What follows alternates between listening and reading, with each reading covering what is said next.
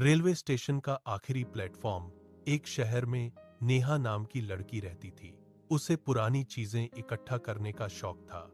एक दिन उसे एक पुराना शीशा मिरर मिला। वो बहुत अजीब था, किनारों पर काले निशान और कांच थोड़ा धुंधला। दुकानदार ने कहा, इसे मत लो, ये ठीक नहीं है। लेकिन नेहा हंस दी। बस एक शीशा ही तो है। उसने शीशा अपने कमरे में लगा लिया।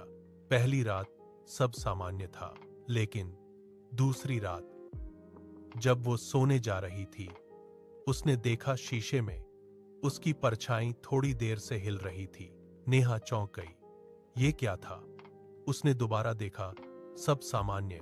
तीसरी रात उसने साफ देखा, जब वो खड़ी थी, उसकी परछाई मुस्कुरा रही थी, जबकि वो खुद नहीं मुस्कुरा रही थी। अब नेहा डरने लगी। उसने शीशे को कपड़े से ढक दिया। लेकिन आधी रात उसे कमरे में हल्की फुसफुसाहट सुनाई दी।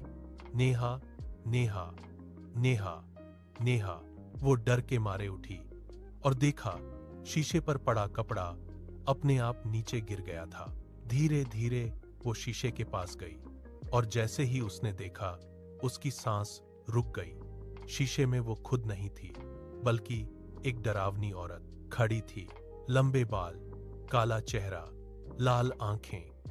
वो औरत धीरे धीरे मुस्कुराई। अब मैं बाहर आना चाहती हूं, नेहा चिल्लाई।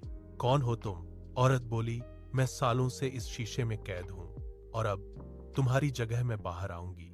अचानक शीशे से हाथ बाहर निकलने लगे। नेहा पीछे हटने लगी। कमरे की लाइट्स बंद हो गईं। दरवाजा अपने आप लॉक हो गया। वो औरत धीरे धीरे शीशे से बाहर आने लगी। नेहा रोने लगी। मुझे छोड़ दो, औरत हंसी। अब देर हो चुकी है। तभी नेहा ने हिम्मत करके पास रखा फूलदान उठाया और पूरे जोर से शीशे पर फेंक दिया।